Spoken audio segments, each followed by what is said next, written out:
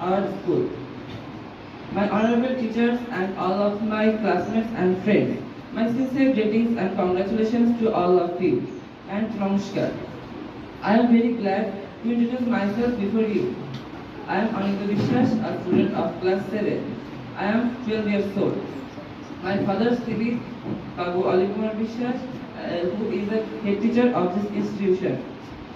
My mother's name is Nivedita Singh, who is also a teacher. My favorite subject is English. I like drawing in my leisure time. I draw pictures and watch cartoons. I like to join different curricular and cultural activities besides my academic study.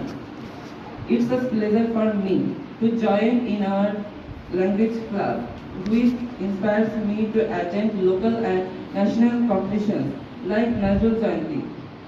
Last few days, when I achieved my first prize in drawing, my joys knew no bounds. Here all the credits to my language club beside my parents. That's all about myself. Thanks for giving me this opportunity to introduce myself. Have a nice day to all and thank you. Big hand for him. Now